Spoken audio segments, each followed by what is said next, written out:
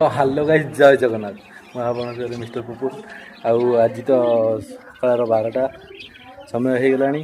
ଆମ ଘରେ ଆଜି ରବିବାର ଯେହେତୁ ବାବା ଆସିବେ ବାବା ଏବଂ ବାବା ଆସିକି ମାଛରେ ଆଣିଥିଲେ କ'ଣ ଭାଜି ଭୁଜି ଘରେ ଖାଇସାରିଲେ ଏବଂ ମୁଁ ନଥିଲି ଯାଇଥିଲି ଚିକେନ୍ ପାଇଁ ଚିକେନ୍ ଆଣିକିନା ଆସିଲି ଆଉ ଗାଡ଼ି ଟିକେ ଧୁଆର ଥିଲା ଗାଡ଼ିଟା ବି ଧୋଇ ଦେଇଛି କାମ ଏତିକି ସବୁ ଖୁଆଇ ଦେଇଥିଲି। ଚାଲନ୍ତୁ ସବୁ ତ ତରକାରୀ ବକାରୀ ହେଇଗଲାଣି ଚାଲନ୍ତୁ ଦେଖିବା କେମିତି କ'ଣ ମାମା କରୁଛନ୍ତି ଯିବା ଦେଖିବା ଆଉ ଚାଲ।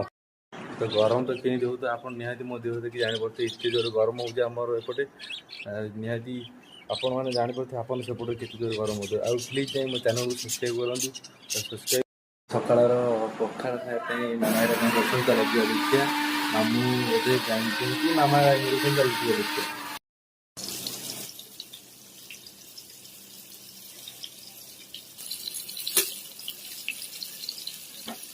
गाड़ी अटके जाए खाइबे ये खाई दी जोदी पखाल पखाल माछटा खाइबे ना ना माछ कार्ड दिया है जी कोआ होबो निजे लेखि लेखि जाए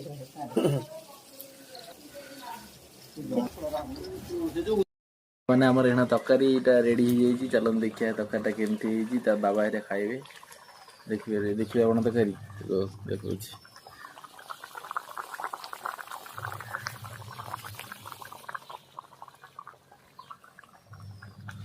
ଆମର ହେଇଛି ତରକାରୀ ଚୁଙ୍ଗୁଡ଼ି ଆଳୁ ଭେଣ୍ଡି ସବୁ ପଡ଼ିକି ତରକାରୀ ହେଇଛି ଆଉ ମାମା କ'ଣ କହିବେ ଦେଖନ୍ତୁ ମାମା କେମିତି ହେଇ ତରକାରୀଟା ହେଇଛି ଖାଇଲେ ତମେ ଜାଣିବ।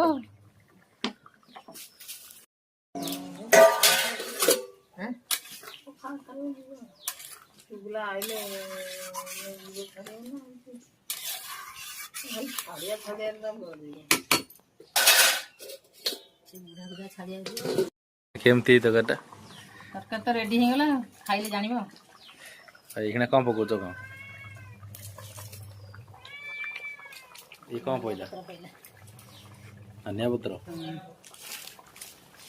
ତରକାରୀଟା କେମିତି ଦେଖାଯାଉଛି ଆଉ ବଢ଼ିଆ ବାସ୍ନା ବି ହେଉଛି କାରଣ ଖାଲି ପଡ଼ିବ ଗରମ ମସଲା ତରକାରୀ ଆମଟା ରେଡ଼ି।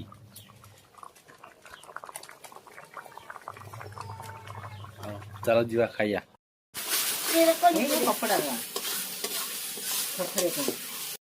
ମନ ନାହିଁ କାଇଁ ଯାଉଛ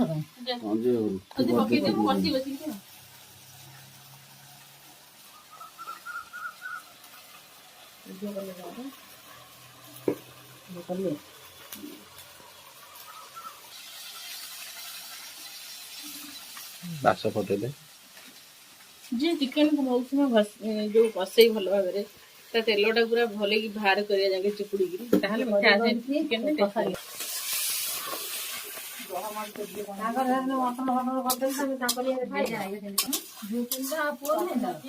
ତାକୁ ଦେଖୁଛନ୍ତି ହାତୀ ହେଲାଣି ଖାଇକି ତାକୁ ଗୋଟେଇଲି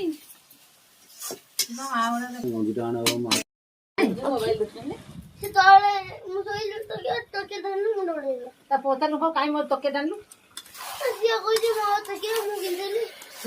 ମୁଁ କଢେଇ ଦେଇ ମୁଁ ଦେଇଥିଲି ତୋତେ ଆମ ଜଗିବ ଗନେ ତାଙ୍କୁ କୁଲର କେହି ଶୋଇପାରିବେନି ପଇସା ଉଠିବ ଆମର ପଇସା ଦିଅ ତୁ ପାଇଁ ବି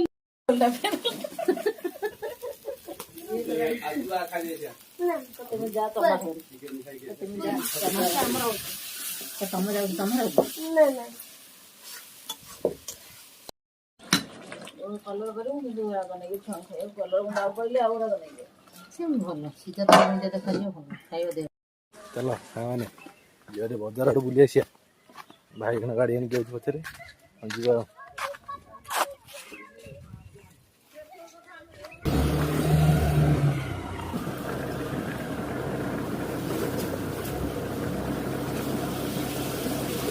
ସାଙ୍ଗମାନେ ଏବେ ତ ସବୁ ପାଇଲେ ମୋର ଗାଧୁଆ ପାଧୁଆ ଖାଇବା ପିଇବା ସବୁ ପାଇ ଶୋଇ ଉଠି ସାରିଲି ତ ଯାଇଥିଲି ବଜାର ତ ଦେଖିଥିବେ ଆପଣମାନେ ଆମ ଗାଁକୁ ଏখানে ଆସିଥିଲି ନ୍ୟୁଜ୍ ବାଲା କାରଣ ଆମ ସିଦ୍ଧ ମହାବୀର ପୀଠ ପାଖରେ ରାସ୍ତା ଅବସ୍ଥା ନାହିଁ ବର୍ଷା ଟିକେ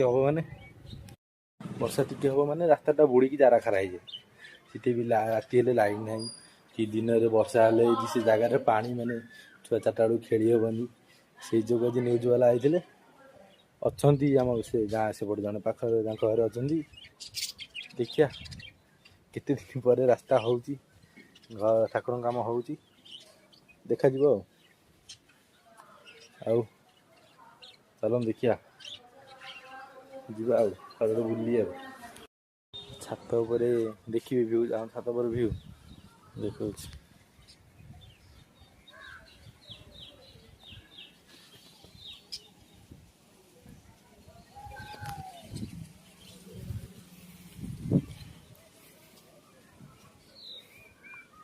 ନ୍ୟୁଜ୍ ବାଲା ସେଇଠି ବସିଛନ୍ତି ସେଇଠି ନ୍ୟୁଜ୍ ବାଲା ବସିଛନ୍ତି ସିଏ ଆଉ ଜେଜେ ଜଣେ ଆଉ ବଡ଼ ଭାଇ ଜଣେ ମୋର ସିଏ କହିଲେ ଯେ ନ୍ୟୁଜ୍ ବାଲାଙ୍କୁ ଏମିତି ଏମିତି ଅସୁବିଧା ହୋଇଥାଏ ଏମିତି ଇଏ ହେଲା କହିଲେ ଆଉ ବସ୍ତି ଜାଗା ତ ଏଇ ଗାଁର ପ୍ରବେଶ ପଥରେ ଅଛନ୍ତି ପ୍ରଭୁ ମହାବୀର ହନୁମାନ ବାବା ଯଜ୍ଞ ଏମିତି ଥିଲା ବର୍ତ୍ତମାନ କିଛି ମାତ୍ରାରେ ଇଏ ସୁଧୁରିଛି ଏବଂ ତଥାପି ମଧ୍ୟ ଅସୁଧୁରିବା ଅବସ୍ଥାରେ ଅଛି। ଯେଉଁଭଳି ଭାବରେ ମୁଁ କ୍ୟାମେରାମ୍ୟାନଙ୍କୁ କହିବି ଯେ ଠାକୁରଙ୍କର ଇଏ ସ୍ଥଳୀରେ ଗତକାଲି ବର୍ଷାରେ ଦେଖନ୍ତୁ କେମିତି ହିସାବରେ ପାଣି ଜମି ରହିଛି। ତ ଏଇ କ୍ଷେତ୍ରଟାକୁ ଗ୍ରାମବାସୀ ମାନେ କେଉଁଭଳି ହିସାବରେ ଆମେ ଏଠି ଟିକେ ଠାକୁରଙ୍କ କାମଟା କାର୍ଯ୍ୟଟା କରିପାରିବୁ। ଆଉ ବର୍ତ୍ତମାନ ଦେଖନ୍ତୁ ଇଏ କାଦୁଅ ପାଣିରେ କିଛି ଆମେ କିଛି କାର୍ଯ୍ୟକ୍ରମ କରିପାରୁନୁ ବି ଚଳି ବି ପାରୁନୁ। ଏଠି ବି ବାଟ ବି ପାଣିର ଅସୁବିଧା ମୁଖ୍ୟତଃ ପାଣିର ଅସୁବିଧା ଦ୍ୱିତୀୟତଃ ଆମର ଏଠି ମାନେ ଖାଇବା ପିଇବା ପାଇଁ ଜାଗାରେ ଆପଣ ଦେଖିପାରୁଥିବେ ରାସ୍ତା ଟିକେ ବର୍ଷା ହେଲେ କିପରି ପାଣି ଗଦା ହେଇଯାଉଛି। ଆଉ ଏଠି ଫଙ୍କସନ୍ କିଛି କରିବା ପାଇଁ ଗଭର୍ଣ୍ଣମେଣ୍ଟର ଯେମିତି ଗଭର୍ଣ୍ଣମେଣ୍ଟ ଘର ଠାକୁର ଜିନିଷ ଗୁଡ଼ା ରଖିବା ପାଇଁ ଗଭର୍ଣ୍ଣମେଣ୍ଟ ବର୍ଷା ହେଲେ ଆଉ କ'ଣ ଦରକାର ଲୋକ ଆଉ କେବଳ ଲାଇଟ୍ ପାଇଁ ଦେଖନ୍ତୁ ମୁଖ୍ୟତଃ ଆପଣ ସନ୍ଧ୍ୟାବେଳେ ଦେଖିପାରିବେ ଠାକୁରଙ୍କ ସ୍ଥାନ ଛଡ଼ା ଏ ଜାଗାରେ କିଛି ଲାଇଟ୍। ସାଙ୍ଗମାନେ এই ଭିଡ଼ିଓଟା ଆପଣମାନଙ୍କୁ କେମିତି ଲାଗିଲା ନିହାତି ମୋତେ କମେଣ୍ଟ କରି ଜଣାଇବେ ଆଉ ମୋ ଚ୍ୟାନେଲରେ ଯେଉଁମାନେ ବି ନୂଆ ଥିବେ ପ୍ଲିଜ୍ ମୋ ଚ୍ୟାନେଲକୁ ସବସ୍କ୍ରାଇବ୍ କରି ଯିବେ ପ୍ଲିଜ୍ ଏତିକି ଆପଣଙ୍କ ସାଙ୍ଗରେ ରିକ୍ୱେଷ୍ଟ ସବସ୍କ୍ରାଇବ୍ କରି ଯିବେ ଏବଂ ମୋ ଭିଡ଼ିଓରେ ଗୋଟେ ଲାଇକ୍ ଏବଂ ଗୋଟେ ସେୟାର କରି ନିହାତି ଯିବେ ଆଉ ରହିଲି ଜୟ ଜଗନ୍ନାଥ।